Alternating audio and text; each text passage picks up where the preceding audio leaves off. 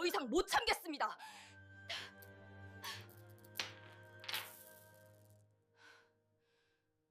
시어머니가 반찬통을 열어보시며 말씀하셨습니다. 며느리가 이렇게 성의 없이 하면 어떡해. 저는 새벽부터 2시간 동안 만든 나물 무침을 보며 아무 말도 하지 못했습니다.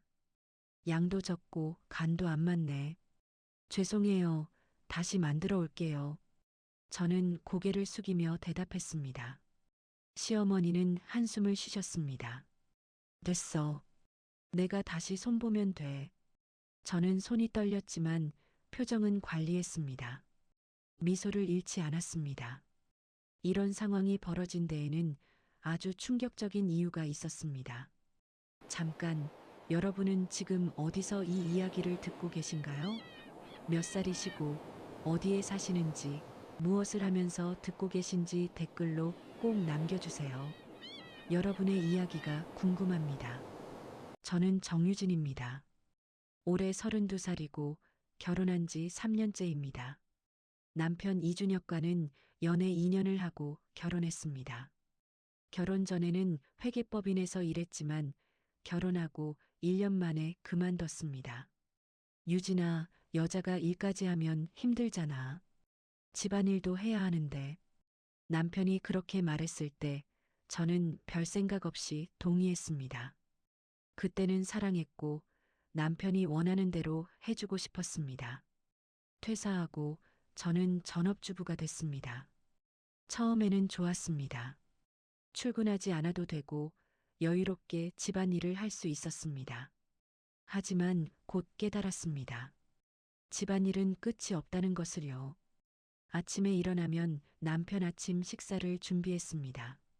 남편이 출근하고 나면 설거지를 하고 빨래를 하고 청소를 했습니다. 그리고 시댁에 가져갈 반찬을 만들었습니다.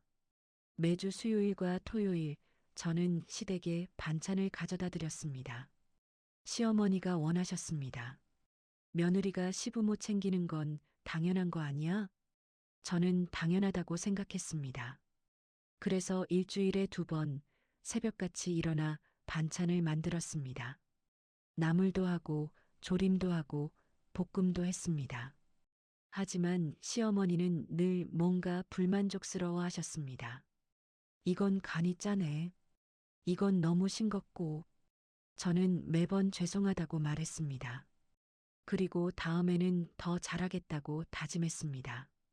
남편에게 말했습니다. 여보, 나 시어머니가 자꾸 반찬이 마음에 안 드신대. 어떻게 하면 좋을까? 엄마 입맛이 까다로우시긴 해. 그래도 내가 좀 더 신경 써봐. 나 매번 최선을 다하는데. 알아. 근데 조금만 더 노력하면 되잖아. 남편은 제 편이 아니었습니다. 늘 시어머니 편이었습니다. 저는 더 열심히 했습니다. 레시피를 찾아보고 유튜브를 보면서 요리를 배웠습니다. 하지만 시어머니의 반응은 똑같았습니다. 며느리가 아직 많이 부족하네.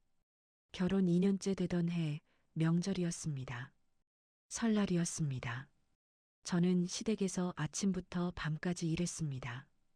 음식 준비하고 차례 지내고 설거지하고 쉴 틈이 없었습니다. 시누이는 거실에서 TV를 봤습니다. 아이들을 돌봐야 한다는 이유였습니다. 하지만 아이들은 남편들이 돌보고 있었습니다. 유진아, 설거지 끝났어? 네, 거의요. 그럼 과일 좀 깎아줘. 애들이 먹게. 저는 과일을 깎았습니다. 손이 시려웠지만 참았습니다. 저녁이 되어 집으로 돌아왔을 때 저는 녹초가 되어 있었습니다. 소파에 쓰러져서 눈을 감았습니다. 여보, 저녁은? 남편이 물었습니다. 저는 눈을 떴습니다. 지금 집에 온 건데 저녁을 해야 해? 배고픈데 간단하게라도. 저는 일어나서 주방으로 갔습니다. 라면을 끓였습니다. 라면? 좀 그렇지 않아? 남편이 불만스러워했습니다. 미안해. 너무 피곤해서. 알았어. 그냥 먹을게. 남편은 투덜거리며 라면을 먹었습니다. 그날 밤 저는 잠이 오지 않았습니다. 천장을 바라보며 생각했습니다. 나는 왜 이렇게 사는 걸까? 내가 원한 삶이 이거였나? 하지만 답은 나오지 않았습니다. 결혼 3년째 저는 완전히 다른 사람이 되어 있었습니다. 아침마다 시댁에 가져갈 반찬을 쌌습니다. 김이 빠지지 않게 뚜껑을 눌러 닫고 나면 그제야 숨을 한번 쉬었습니다. 누가 시킨 것도 아니었지만 안 하면 제가 불편해질 걸 알았습니다. 남편은 출근 전에 고생해라고 말했지만 그 말은 늘 현관문이 닫히는 소리와 함께 끝났습니다. 시어머니는 제 손을 보며 며느리답다고 하셨습니다. 그 말이 칭찬인지 평가인지 저는 여전히 잘 모르겠습니다. 다만 그 집에서는 말을 아끼는 사람이 가장 편하다는 걸 배웠습니다. 제 의견은 굳이 말하지 않아도 되는 것이었고 제 표정은 관리해야 할 대상이었습니다. 그날도 저는 웃고 있었습니다. 문제는 그 웃음이 언제부터 제 것이 아니었는지 기억이 나지 않는다는 점이었습니다.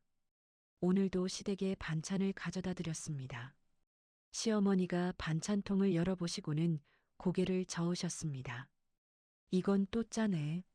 며느리가 도대체 몇 번을 말해야 알아듣니? 죄송합니다. 저는 자동으로 사과했습니다. 생각할 것도 없이 반사적으로. 됐어. 이제 기대도 안 해.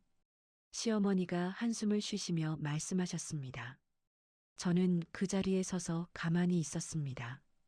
뭐라고 대꾸해야 할지 몰랐습니다. 아니, 대꾸하면 안 된다는 걸 알았습니다. 그나저나 유진아, 너 요즘 얼굴이 왜 그래? 살도 빠지고. 아, 괜찮아요. 요즘 입맛이 없어서요. 입맛이 없으면 병원 가봐야지. 며느리가 아프면 안 되잖아. 시어머니의 걱정은 진심이 아니었습니다. 며느리가 아프면 집안일을 못하니까 안 된다는 의미였습니다. 네, 알겠습니다. 저는 고개를 숙였습니다. 시댁에서 나와 집으로 돌아오는 길, 저는 핸드폰을 확인했습니다. 대학 동기 단톡방에서 메시지가 와 있었습니다. 다음 주 토요일에 모임 어때? 오랜만에 보자. 저는 메시지를 읽고 답장을 쓰려다가 멈췄습니다. 토요일은 시댁에 반찬 가져다 드리는 날이었습니다. 미안, 나 그날 약속 있어. 다음에 봐. 거짓말이었습니다. 하지만 진짜 이유를 말할 수는 없었습니다. 시댁에 반찬 가져다 드려야 해서라고 말하면 친구들이 뭐라고 할지 뻔했습니다. 저는 소파에 앉아서 가만히 있었습니다. 아무 생각도 하지 않았습니다. 그냥 멍하니 천장을 바라봤습니다. 핸드폰이 울렸습니다. 남편이었습니다. 여보, 오늘 회식이야. 늦을 것 같아. 알았어. 저녁은 알아서 먹어. 응. 전화가 끊겼습니다. 저는 핸드폰을 내려놓고 다시 천장을 바라봤습니다.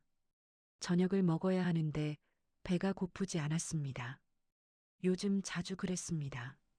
밥맛이 없었습니다. 냉장고를 열었습니다. 반찬들이 가득했습니다. 제가 만든 것들이었습니다. 하지만 먹고 싶은 게 없었습니다. 저는 냉장고 문을 닫고 다시 소파로 갔습니다. 그리고 문득 깨달았습니다. 저는 언제부터 이렇게 된 걸까? 아무것도 원하지 않는 사람이 된 건 언제부터일까? 결혼 전에는 제가 뭘 좋아하는지 알았습니다. 책 읽기를 좋아했고 카페에서 친구들과 수다 떠는 걸 좋아했습니다. 주말에는 전시회도 가고 영화도 봤습니다. 하지만 지금은 제가 뭘 좋아하는지 기억이 나지 않았습니다. 핸드폰을 들고 인터넷을 검색했습니다. 전업주부 우울증이라는 단어를 쳤습니다. 여러 글들이 나왔습니다.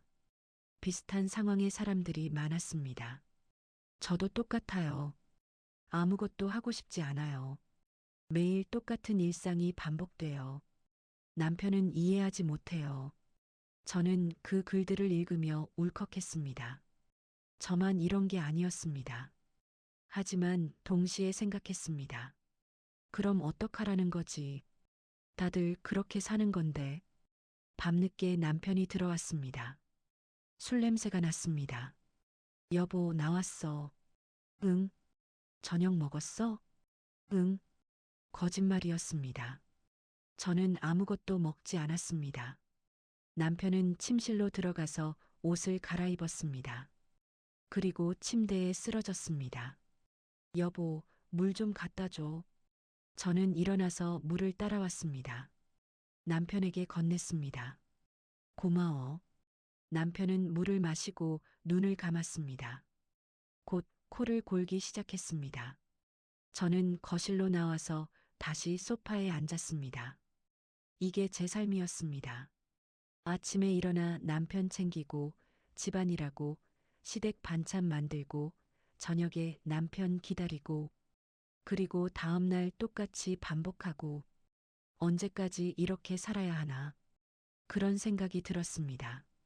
다음날 아침 저는 평소처럼 일어났습니다. 남편 아침을 준비하고 출근 챙겨드렸습니다. 잘 다녀와. 응, 오늘 저녁은 집에서 먹을게. 알았어. 남편이 나가고 저는 설거지를 했습니다. 그리고 빨래를 했습니다.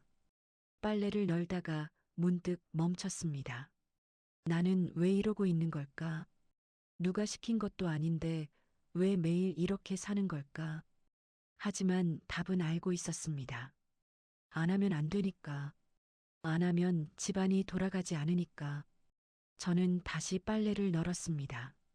점심때쯤 시어머니에게서 전화가 왔습니다. 유진아, 오늘 시간 있어? 네, 왜요? 반찬 떨어졌어. 오늘 가져다 줄 수 있어? 오늘은 수요일이었습니다. 원래 반찬 가져다 드리는 날이 맞았습니다. 네, 알겠습니다. 오후에 갈게요. 그래, 빨리 와. 전화가 끊겼습니다. 저는 한숨을 쉬고 주방으로 갔습니다. 냉장고를 열고 재료를 꺼냈습니다. 시금치 나물을 무쳤습니다. 멸치볶음을 했습니다. 두부조림도 만들었습니다. 2시간 동안 요리를 하고 반찬통에 담았습니다. 그리고 시댁으로 향했습니다. 시어머니는 반찬을 받아들고 하나씩 확인하셨습니다. 이건 괜찮네. 이건 양이 좀 적고. 네, 다음에는 더 많이 만들어 올게요. 그래. 근데 유진아. 네. 너 요즘 표정이 어두워. 무슨 일 있어? 저는 깜짝 놀랐습니다. 시어머니가 제 표정을 신경 쓰신다니. 아니에요. 괜찮아요. 괜찮긴. 며느리가 우울하면 안 되지. 집안 분위기가 어두워지잖아. 아, 그런 의미였구나. 저는 이해했습니다. 네, 조심할게요. 그래. 며느리는 항상 밝아야 해. 저는 고개를 끄덕였습니다. 시댁에서 나와 저는 차를 몰고 집으로 향했습니다. 신호등에 멈춰 섰을 때 옆 차선을 보니 여자 한 명이 운전하고 있었습니다. 정장을 입고 있었습니다. 출근하는 직장인 같았습니다. 저는 그 모습을 보며 생각했습니다. 저도 예전에는 저랬는데 회사 다니고 일하고 동료들과 점심 먹고 그런 일상이 있었습니다. 하지만 지금은 아무것도 없었습니다. 집에 도착해서 저는 소파에 앉았습니다. 그리고 울었습니다. 소리 내지 않고 조용히 눈물만 흘렸습니다. 나는 언제부터 아무 말도 하지 않는 사람이 됐을까? 언제부터 제 의견을 말하지 않게 됐을까? 언제부터 웃음이 제 것이 아니게 됐을까? 답은 알고 있었습니다. 결혼하고 나서였습니다. 아니, 정확히는 결혼하고 일을 그만두고 나서였습니다. 그때부터 저는 서서히 사라지기 시작했습니다. 그날 남편의 핸드폰이 식탁 위에 놓여 있었습니다. 화면이 켜진 채였습니다. 남편은 샤워 중이었고 저는 식탁을 닦고 있었습니다. 일부러 보지 않으려고 고개를 돌렸습니다. 남편 핸드폰을 보는 건 예의가 아니라고 생각했으니까요. 하지만 지워진 메시지 알림이 눈에 들어왔습니다. 카카오톡 메시지 3건 삭제됨. 저는 멈칫했습니다. 메시지를 지웠다는 건 무슨 의미일까? 손이 떨렸습니다. 핸드폰을 집어들까 말까 고민했습니다. 아니야. 그러면 안 돼. 저는 고개를 저었습니다. 하지만 가슴이 두근거렸습니다. 뭔가 이상했습니다. 남편이 샤워를 마치고 나왔습니다. 여보, 오늘 좀 늦을 것 같아. 회식이 있어. 또, 응. 이번 주만 해도 벌써 세 번째잖아. 남편은 대수롭지 않게 말했습니다. 회사 일이 그렇게 많아? 요즘 바빠. 이해해줘. 남편은 핸드폰을 집어들고 방으로 들어갔습니다. 저는 그 뒷모습을 보며 의심이 생겼습니다. 하지만 이상하게도 가슴이 먼저 아프지 않았습니다.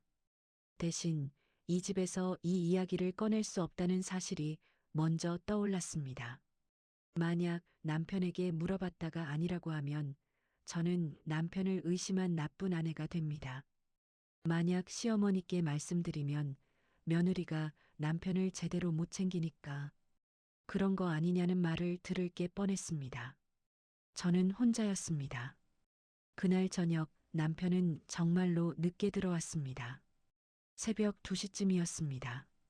저는 잠을 못 이루고 있다가 현관문 여는 소리를 들었습니다.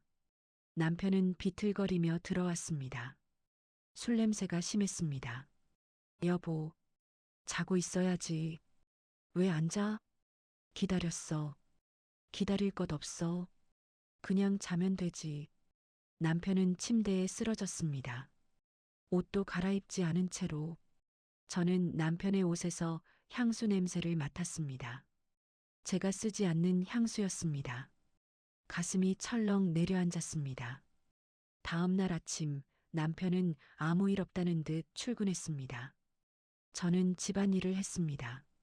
청소하고 빨래하고 설거지하고 하지만 머릿속은 온통 어젯밤 일로 가득했습니다.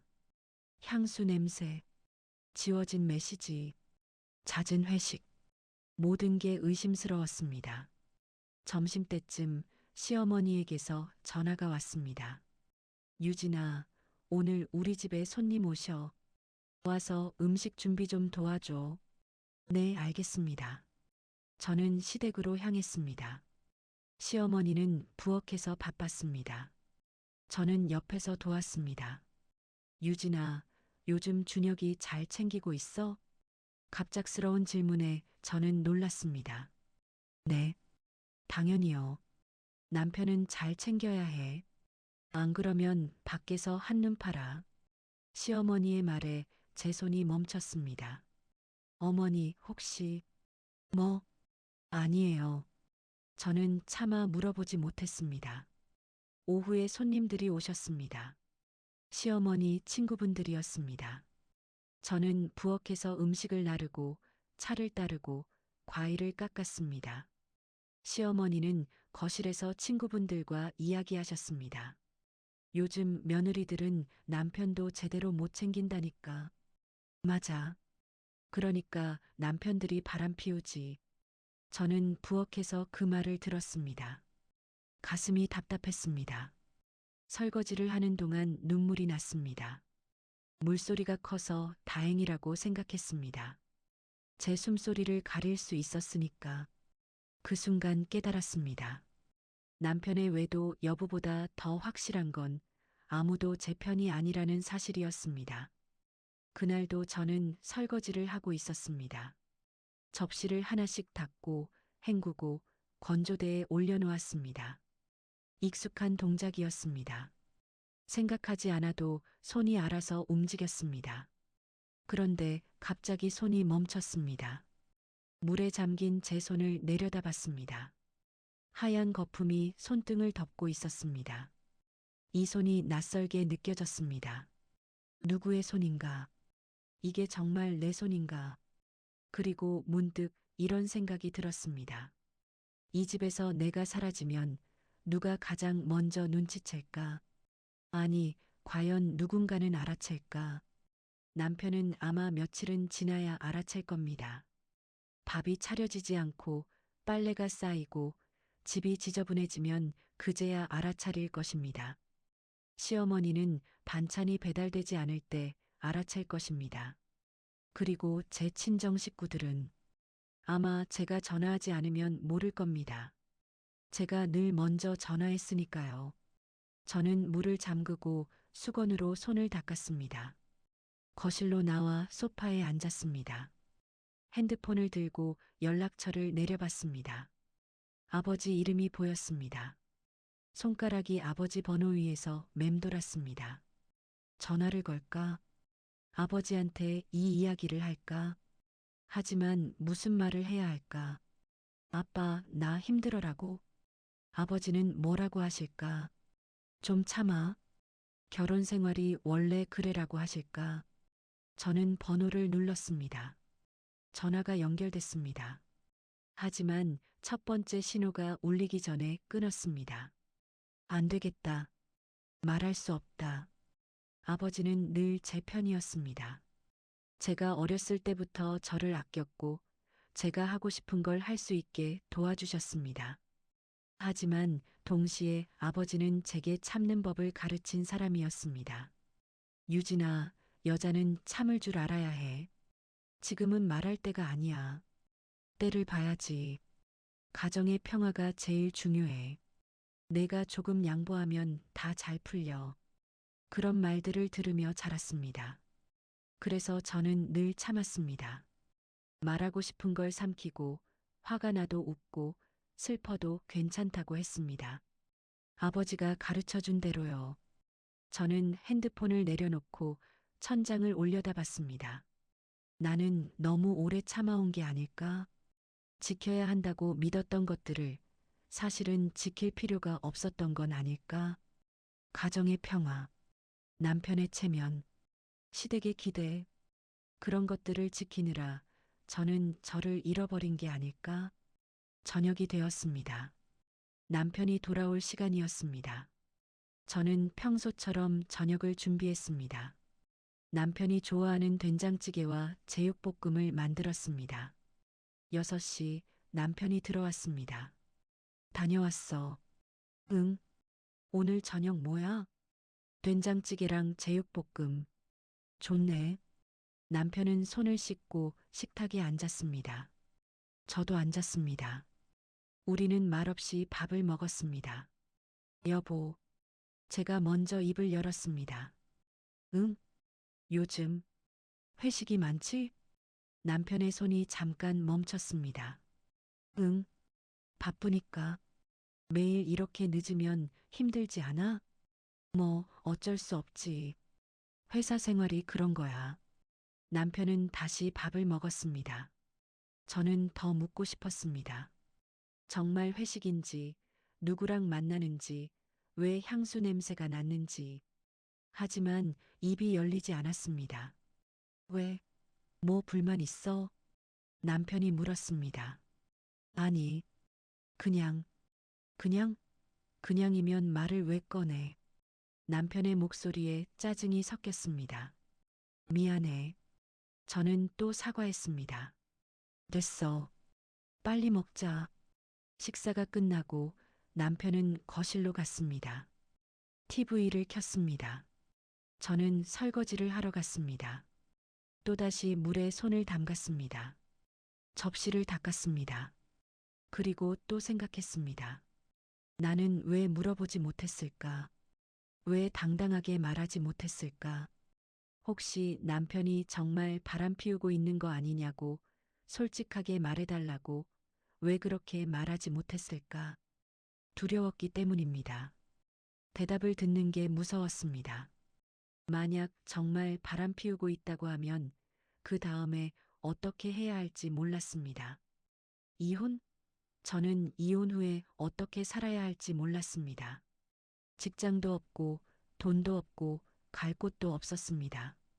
그래서 모른 척 하는 게 편했습니다. 확인하지 않으면 사실이 아닐 수도 있으니까. 설거지를 마치고 저는 소파에 앉았습니다. 남편 옆자리였습니다. 여보, 응, 나 요즘 좀 힘들어. 남편이 TV에서 눈을 떼고 저를 봤습니다. 왜? 어디 아파? 아니, 그게 아니라 마음이, 마음? 응, 뭔가 외롭고 힘들어. 남편이 한숨을 쉬었습니다. 여자들은 왜 맨날 그런 얘기를 해? 외롭다, 힘들다. 집에서 뭐가 그렇게 힘들어? 그게 나도 힘들어. 회사에서 매일 치이고 집에 와서도 이런 소리 듣고 남편이 짜증을 냈습니다. 알았어. 미안해. 저는 또 사과했습니다. 하여튼 그냥 좀 쉬어. 너무 예민해진 것 같아. 남편은 다시 TV를 봤습니다. 저는 아무 말도 하지 않았습니다. 그날 밤 저는 침대에 누워서 눈을 감았습니다. 하지만 잠이 오지 않았습니다. 남편은 옆에서 코를 골고 있었습니다. 저는 천장을 바라보며 생각했습니다. 혹시 지키지 말아야 할 것을 내가 너무 오래 지켜온 건 아닐까? 이 결혼, 이 가정, 이 모든 것들을요. 그리고 그날 처음으로 생각했습니다. 나는 떠날 수 있을까? 이 집을, 이 남편을, 이 생활을 떠날 수 있을까? 답은 나오지 않았습니다. 하지만 질문을 했다는 것만으로도 뭔가 달라진 것 같았습니다. 일주일 후 아버지에게서 전화가 왔습니다. 유진아, 나 서울 올라갔다. 시간 되면 나와서 밥 먹자. 예고 없이 올라오신 것이었습니다. 네, 아빠. 어디서 볼까요? 내가 편한 대로 와. 아빠가 기다릴게. 저는 근처 카페를 말씀드렸습니다. 1시간 후 저는 카페에 도착했습니다. 아버지는 이미 자리에 앉아 계셨습니다. 아빠, 그래 왔니? 앉아. 저는 아버지 맞은편에 앉았습니다. 아버지가 커피를 주문했습니다. 저는 아메리카노를, 아버지는 따뜻한 카페라테를 시켰습니다. 커피가 나왔습니다. 우리는 마주 앉아 있었지만 한참 동안 말이 없었습니다. 아버지는 제 얼굴을 오래 보셨습니다. 유진아, 살 많이 빠졌구나. 그 말이 왜 그렇게 아프던지. 저는 고개를 숙였습니다. 아빠가 보기에도 그래? 응, 많이 힘들어 보여. 아버지의 목소리가 조심스러웠습니다. 아빠, 나 말을 꺼내려다가 멈췄습니다. 뭐라고 말해야 할지 몰랐습니다. 무슨 일 있니? 아니, 그냥 좀 피곤해서 거짓말이었습니다. 아버지도 아셨을 겁니다. 유진아, 네. 아빠한테는 솔직하게 말해도 돼. 아버지의 말에 눈물이 날 것 같았습니다. 아빠, 나 잘 모르겠어. 내가 뭘 잘못한 건지 아니면 원래 결혼이 이런 건지. 준혁이가 너한테 잘못하니? 저는 대답하지 못했습니다. 잘못이라고 말하기엔 애매했습니다. 때리는 것도 아니고 욕하는 것도 아니었습니다. 그냥 무관심했습니다. 잘못이라고 할 수는 없는데 그냥 힘들어. 뭐가 힘든데? 모든 게요. 매일 똑같은 일상, 아무도 날 안 봐주는 것 같은 기분, 내가 사라져도 아무도 모를 것 같은 느낌. 아버지는 가만히 듣고 계셨습니다. 그리고 남편이 혹시 바람 피우는 거 아닌가 싶어요. 뭐? 아버지의 목소리가 높아졌습니다. 확실한 건 아니에요. 그냥 느낌이, 느낌? 요즘 너무 늦게 들어오고 향수 냄새도 나고 메시지도 지우고 아버지는 한숨을 쉬셨습니다. 유진아, 그게 확실한 거야? 모르겠어요. 확인하기가 무서워요. 확인은 해봤어? 남편한테 물어봤는데 회식이래요. 시어머니는 뭐라고 하시니? 말 못해요. 말하면 제 탓할 것 같아서. 아버지는 커피를 한 모금 마셨습니다. 유진아, 네, 아빠 말 들어봐. 아버지는 조심스러웠습니다. 지금은 아직 확실하지 않잖니. 그러니까 조금 더 지켜봐. 성급하게 판단하면 안 돼. 하지만 아빠, 일단 기다려. 그리고 남편한테 잘해줘. 내가 더 잘하면 남편도 달라질 거야. 저는 아버지를 쳐다봤습니다. 제가 더 잘해야 해요? 응. 여자가 조금 더 참아야 해. 가정을 지키는 건 여자의 몫이니까. 그 말에 제 가슴이 무너졌습니다. 아빠도 그렇게 생각하세요? 유진아, 아빠는 내가 행복했으면 좋겠어. 근데 이혼하면 더 힘들어질 거야. 전 이혼 얘기 안 했어요. 아니지만 그런 생각하는 것 같아서 아버지는 저를 너무 잘 아셨습니다. 유진아, 조금만 더 참아. 결혼 생활이 원래 그래. 시간이 지나면 나아져. 저는 아무 말도 하지 못했습니다. 그리고 애를 가지면 어때? 애가 생기면 모든 게 달라질 거야. 애요? 응. 남편도 책임감 생기고, 너도 할 일이 생기고, 저는 고개를 저었습니다. 아빠, 전 지금 저도 못 챙기는데 애는 무슨. 그래도 생각해봐. 애가 있으면 외롭지 않을 거야. 아버지는 여전히 조심스러웠습니다. 하지만 그 눈에는 미안함이 있었습니다. 저는 그걸 봤습니다. 아버지도 알고 계셨습니다. 제가 힘들다는 걸, 무너지고 있다는 걸. 하지만 아버지도 어쩔 수 없으셨습니다. 나 때문에 선택하지 않았던 말들, 숨겨왔던 시간들이 아버지 눈에 겹쳐 보였습니다. 아빠도 엄마한테 그렇게 하셨어요? 갑자기 튀어나온 질문이었습니다. 아버지가 놀란 표정을 지으셨습니다. 뭐, 엄마가 힘들어할 때도 참으라고 하셨어요? 아버지는 한참을 침묵하셨습니다. 유진아, 그건 아빠 엄마는 행복하셨어요? 내 엄마는 좋은 사람이었어. 과거형이었습니다. 엄마는 5년 전에 돌아가셨습니다. 엄마가 돌아가시기 전에 아빠한테 뭐라고 하셨어요? 미안하다고 했어. 왜요? 더 오래 못 살아서래. 저는 눈물이 났습니다. 엄마는 자기 인생을 살았나요? 아버지는 대답하지 못하셨습니다. 그 침묵이 답이었습니다. 아빠, 난 엄마처럼 살고 싶지 않아요. 유진아, 전 제 인생을 살고 싶어요. 참기만 하는 게 아니라 제가 원하는 걸 하고 싶어요. 아버지의 눈에 눈물이 맺혔습니다. 미안하다, 유진아. 아빠가 너한테 잘못 가르친 것 같구나. 아빠는 잘못 없어요. 아빠도 그렇게 배우신 거잖아요. 우리는 한참을 말없이 앉아 있었습니다. 그날 저는 처음으로 알았습니다. 나를 말없이 만든 건 시댁만은 아니었다는 걸. 친정도 아버지도 엄마도 모두가 저에게 침묵을 가르쳤다는 걸. 참으라고, 기다리라고, 여자는 그래야 한다고. 하지만 그게 옳은 건 아니었습니다. 아버지와 헤어지고 집으로 돌아오는 길, 저는 결심했습니다.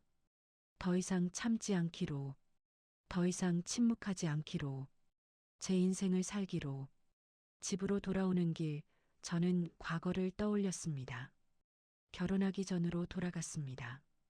그때 저는 준혁을 정말 사랑했습니다. 그 사랑이면 모든 게 가능하다고 믿었습니다. 준혁을 처음 만난 건 친구 소개팅이었습니다. 대학 동기가 소개해줬습니다. 유진아, 내 남자친구 회사 후배인데 괜찮은 사람이야. 한번 만나봐. 저는 별 기대 없이 나갔습니다. 그리고 준혁을 만났습니다. 준혁은 차분하고 예의 바른 사람이었습니다. 대화도 잘 통했고 웃는 모습이 좋았습니다. 두 번째 만남, 세 번째 만남. 우리는 자연스럽게 가까워졌습니다. 석 달쯤 만났을 때 준혁이 고백했습니다. 유진 씨, 나랑 사귀어 줄래요? 저는 네 하고 대답했습니다. 연애는 달콤했습니다. 주말마다 데이트하고 저녁마다 통화하고 매일 문자를 주고받았습니다. 1년쯤 사귀었을 때 준혁이 부모님을 뵙자고 했습니다. 유진아, 우리 부모님께 인사드리자. 나 너랑 결혼하고 싶어. 저는 기뻤습니다. 하지만 동시에 걱정도 됐습니다. 준혁 부모님을 만나기 전 저는 고민했습니다. 제 집안 이야기를 해야 할까 말까?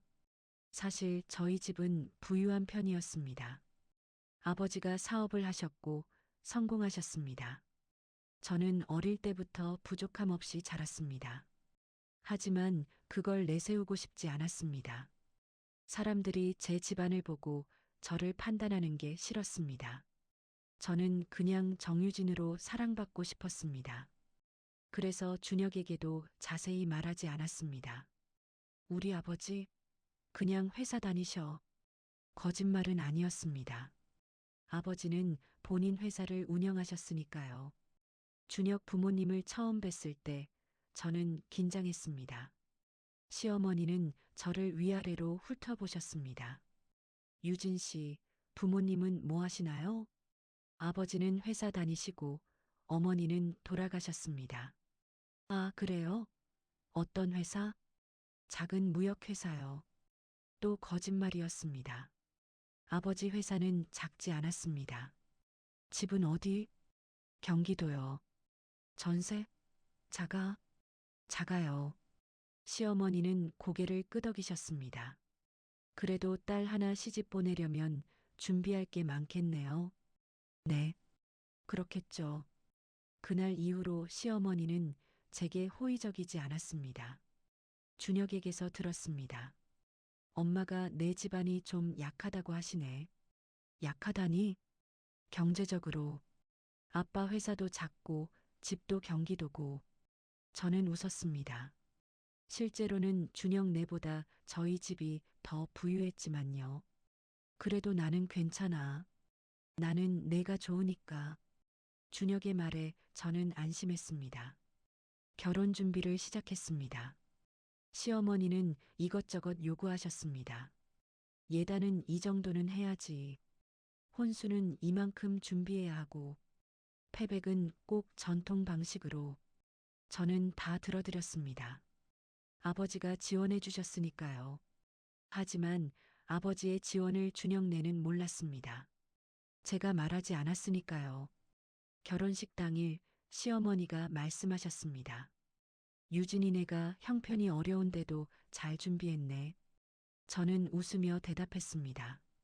감사합니다, 어머니. 형편이 어렵지 않았지만 굳이 말하지 않았습니다. 결혼 후 저는 직장을 그만뒀습니다. 원래는 계속 다니려고 했습니다. 하지만 시어머니가 반대하셨습니다. 며느리가 일하면 집안일은 누가 해? 저 일하면서도 집안일 할 수 있어요. 그래도 안 돼. 우리 집 며느리는 집에 있어야 해. 준혁도 시어머니 편이었습니다. 유진아, 엄마 말씀대로 하자. 일은 나중에 해도 돼. 저는 회사를 그만뒀습니다. 그리고 경제적으로 준혁에게 의존하게 됐습니다. 준혁 월급으로 생활했고 용돈도 준혁에게 받았습니다. 처음에는 괜찮았습니다. 하지만 시간이 지날수록 불편해졌습니다. 여보, 용돈 좀 줄래? 또, 지난주에 줬잖아. 그게 벌써 다 떨어졌어. 뭐 했었는데? 생필품이랑 시댁 반찬 재료. 에휴, 알았어. 근데 좀 아꼈어. 저는 돈을 쓸 때마다 눈치가 보였습니다. 제 돈이 아니라 남편 돈이니까요. 결혼 2년째 되던 해 저는 아버지를 만났습니다. 유진아, 요즘 어떻게 지내니?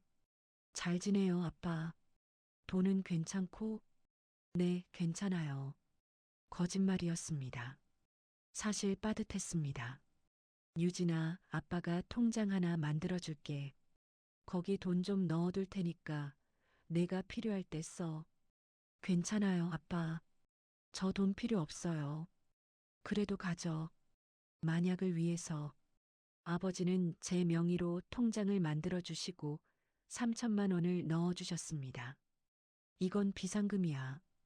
아무한테도 말하지 말고 내가 정말 필요할 때만 써. 고마워요, 아빠. 저는 그 통장을 서랍 깊숙이 넣어뒀습니다. 준혁에게는 말하지 않았습니다. 결혼 3년째 지금 저는 그 통장을 꺼내봤습니다. 3천만 원이 그대로 있었습니다. 저는 통장을 쥐고 생각했습니다. 결혼 전 나는 모든 걸 알고 있었습니다. 내 이름 뒤에 붙은 배경이 어떤 무게를 갖는지도. 그래서 말하지 않기로 했습니다. 사랑 하나만 있으면 된다고, 그 정도는 내려놓을 수 있다고 믿었습니다. 하지만 지금의 나는 매번 평가받고 있었습니다. 사람으로가 아니라 며느리로. 유진이네는 형편이 어려운데도 잘한다. 그래도 며느리가 변변찮은 집안 출신이니까. 돈도 없으면서 시집은 잘 왔네. 그런 말들을 들을 때마다 저는 입을 다물었습니다. 사실은 아니라고, 제 집안이 더 낫다고 말하고 싶었습니다. 하지만 말하지 않았습니다. 말하면 모든 게 달라질 것 같았습니다. 그 선택이 나를 이렇게 가난하게 만들 줄은 몰랐습니다. 통장 잔고가 아니라 나 자신에 대한 믿음이. 저는 점점 작아졌습니다. 죄송합니다. 괜찮아요. 제가 잘못했어요. 그런 말들만 반복했습니다. 제 의견은 없었고, 제 감정은 중요하지 않았고, 저는 그냥 며느리였습니다. 숨겨온 진실은 점점 나를 짓눌렀습니다. 더 이상 나 혼자만의 선택이 아니라는 것도 알고 있었습니다. 준혁도 시댁도 모두가 제가 만든 거짓 속에 살고 있었습니다. 하지만 이제는 말해야 할 것 같았습니다. 진실을. 저는 핸드폰을 꺼내 준혁에게 문자를 보냈습니다. 여보, 오늘 저녁에 이야기 좀 하자. 준혁에게서 답장이 왔습니다. 왜? 무슨 일 있어? 응, 중요한 이야기야. 알았어. 일찍 들어갈게. 저는 핸드폰을 내려놓고 창밖을 내다봤습니다. 오늘 밤 모든 걸 말할 것입니다. 제 집안 이야기도, 통장 이야기도, 그리고 제가 얼마나 힘들었는지도. 더 이상 숨기지 않을 것입니다. 진실을 마주할 시간이었습니다. 그날 저녁 준혁이 일찍 들어왔습니다. 여보 왔어. 무슨 이야기 하려고?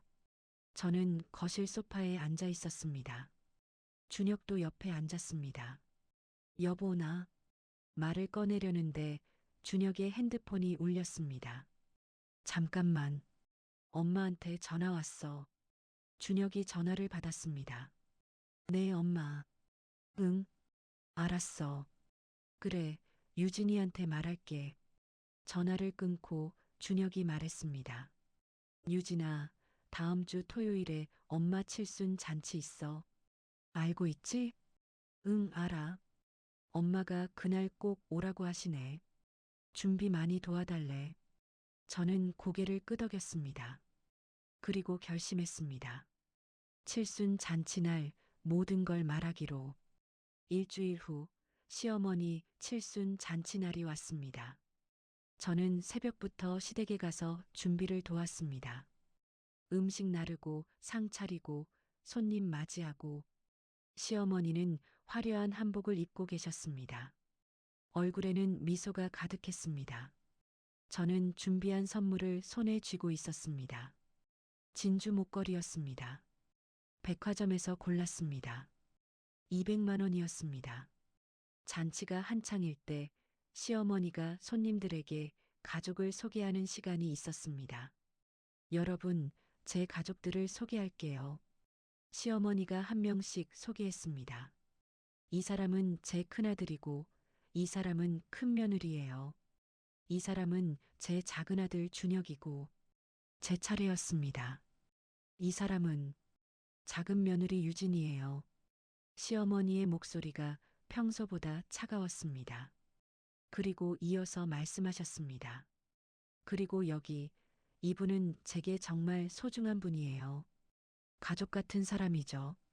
한 여자가 시어머니 옆에 섰습니다. 30대 중반으로 보이는 여성이었습니다. 예쁘고 화려했습니다. 소영이에요. 준혁이 대학 선배고 오랫동안 우리 가족이랑 친하게 지냈어요. 제 심장이 쿵했습니다. 소영, 그 이름을 어디선가 들어본 것 같았습니다.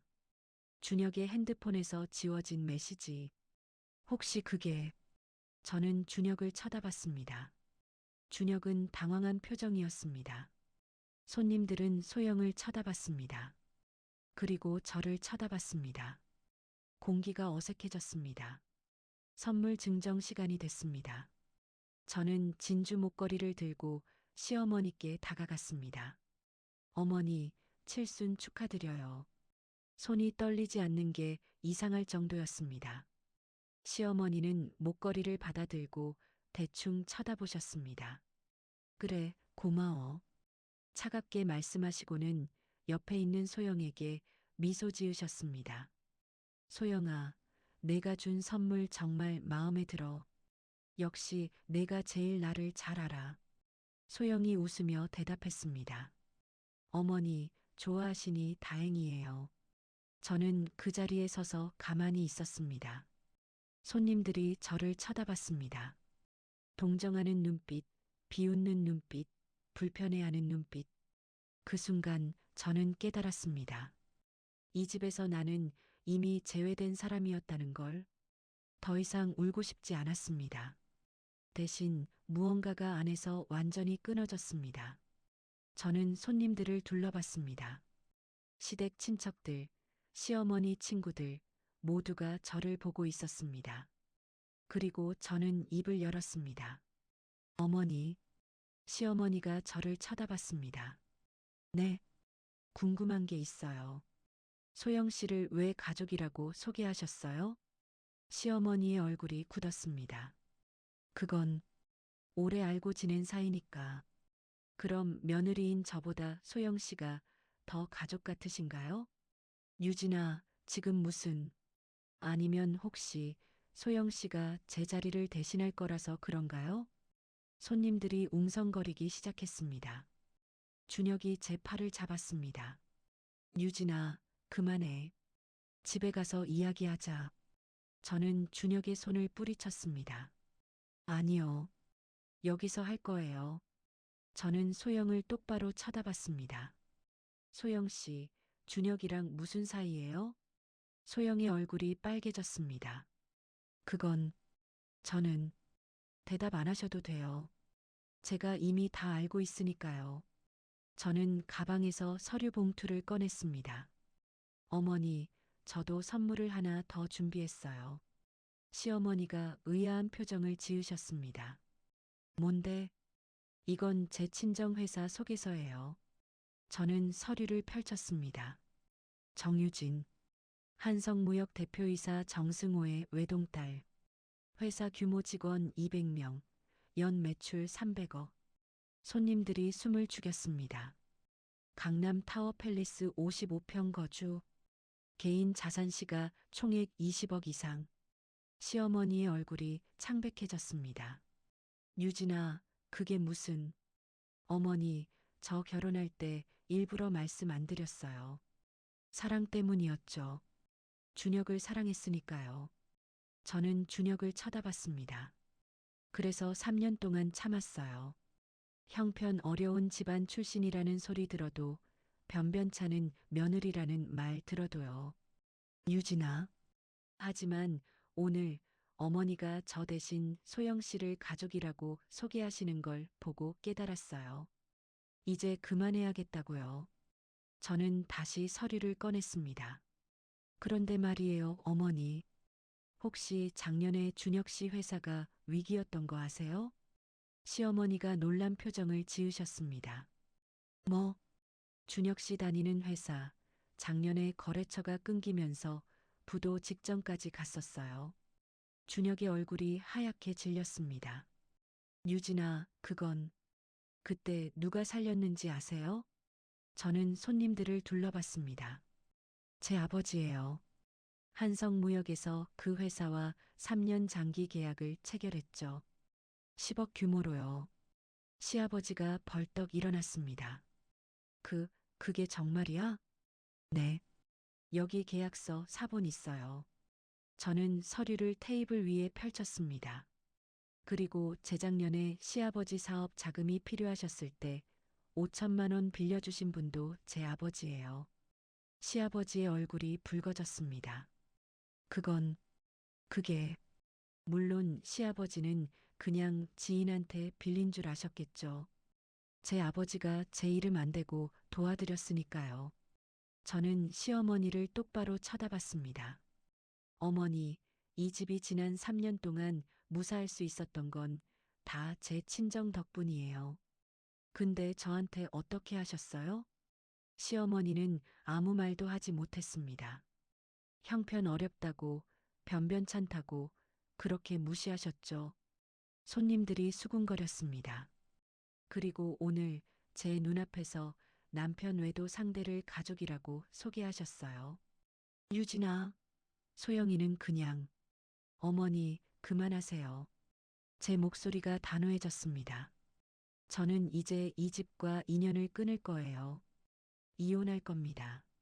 준혁이 제 손을 잡았습니다. 유진아, 제발. 오해야. 소영이랑 아무것도 없어. 오해가 아니에요. 그리고 설령 없다고 해도 저는 더 이상 못하겠어요. 저는 손을 뿌리쳤습니다. 그리고 한 가지 더 말씀드릴게요. 저는 시아버지를 쳐다봤습니다. 시아버지, 제 아버지한테 빌린 5천만 원 다음 주까지 갚으세요. 그리고 준혁 씨 회사랑 맺은 10억 계약도 이번 달 말로 해지할 거예요. 시아버지의 얼굴이 흙빛이 됐습니다. 유진아, 그건 안 돼. 그 계약 끊기면 회사가 알아요. 다시 부도 위기 오겠죠. 저는 냉정하게 말했습니다. 하지만 그건 제 문제가 아니에요. 저는 더 이상 이 집안 사람이 아니니까요. 시어머니가 다급하게 말했습니다. 유진아, 진정해. 우리가 얘기 좀 하자. 내가 오해한 거야. 오해가 아니에요. 제가 3년 동안 당한 모욕, 무시, 그 모든 게 오해가 아니에요. 저는 가방을 들었습니다. 그리고 어머니, 칠순 선물로 드린 진주 목걸이요. 그거 200만 원짜리예요. 마음에 안 드시면 파세요. 저는 돌아서서 걸었습니다. 유진아, 시어머니가 저를 불렀지만 저는 돌아보지 않았습니다. 유진아, 제발. 준혁이 뒤쫓아왔지만 저는 멈추지 않았습니다. 시댁 문을 열고 나가는 순간 뒤에서 시아버지의 목소리가 들렸습니다.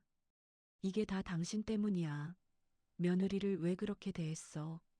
시어머니가 울먹이는 소리도 들렸습니다. 하지만 저는 뒤돌아보지 않았습니다. 차에 올라타서 시동을 걸었습니다. 손이 떨렸지만 마음은 후련했습니다. 핸드폰이 울렸습니다. 준혁이었습니다. 받지 않았습니다. 문자가 왔습니다. 유진아, 미안해. 제발 계약은 취소하지 마. 회사가 망해. 저는 답장했습니다. 그건 당신 문제예요. 저한테 빌지 마세요. 친정으로 향했습니다. 아버지가 문을 열어주셨습니다. 유진아, 잔치는? 아빠 다 말했어. 뭘? 우리 집안 이야기, 아빠가 준혁이네 도와준 것 다요. 아버지의 눈이 커졌습니다. 유진아, 그리고 계약 해지할 거라고 했어. 정말? 응. 이제 그만 도와줘야지. 저한테 그렇게 하는데 왜 도와줘야 해? 아버지가 저를 꼭 안아주셨습니다. 잘했다, 유진아. 정말 잘했어. 아빠, 나 이혼할 거야. 그래. 아빠가 도와줄게. 다음 날 준혁 회사에서 난리가 났습니다. 한성무역에서 계약 해지 통보가 들어왔습니다. 준혁의 사장이 준혁을 불렀습니다. 이준혁 과장, 이게 대체 무슨 일이야? 죄송합니다. 제가 처리하겠습니다. 준혁이 제게 전화했습니다. 유진아, 제발 한 번만 만나자. 얘기 좀 하자. 할 얘기 없어요. 유진아, 회사가 정말 망해. 직원들 다 길거리에 나앉아. 그럼 소영 씨한테 도움 받으세요. 유진아, 전화를 끊었습니다. 시어머니에게서도 전화가 왔습니다. 유진아, 제발 부탁이야. 계약만 유지해줘. 싫어요. 유진아, 내가 잘못했어. 내가 원하는 대로 다 해줄게. 이미 늦었어요, 어머니. 유진아, 우리 집안이 망하면 어떡해. 그건 제 문제가 아니에요. 저는 이제 남이니까요. 전화를 끊었습니다. 일주일 후, 준혁 회사는 정말로 어려워졌습니다. 한성무역과의 계약이 끊기면서 다른 거래처들도 하나씩 떨어져 나갔습니다. 준혁은 실직 위기에 놓였습니다. 시아버지는 5천만 원을 갚지 못해 빚쟁이에게 시달렸습니다. 그제야 그들은 깨달았습니다. 제가 얼마나 소중한 존재였는지를요. 하지만 이미 늦었습니다. 저는 이혼 소송을 진행했고 3개월 후 이혼이 확정됐습니다. 그리고 저는 자유로웠습니다. 다시 일을 시작했고 제 꿈을 찾았고 행복해졌습니다. 1년 후 우연히 준혁을 만났습니다. 수척하고 지쳐 보였습니다. 유진아, 준혁 씨, 잘 지내? 네, 아주 잘 지내요. 나 회사 그만뒀어. 그리고 엄마 아빠도 많이 힘들어 하셔. 그렇군요. 저는 담담하게 대답했습니다. 유진아, 그때 내가 정말 미안했어. 다시 시작할 수 없을까? 저는 고개를 저었습니다. 안 돼요. 저는 이제 다른 삶을 살고 있어요. 유진아, 행복하세요, 준혁 씨. 그리고 다음 사람한테는 잘하세요. 저는 돌아서서 걸었습니다. 뒤돌아보지 않았습니다. 이제 저는 제 인생을 살 거니까요. 누구에게도 무시당하지 않고 제가 원하는 대로 당당하게요.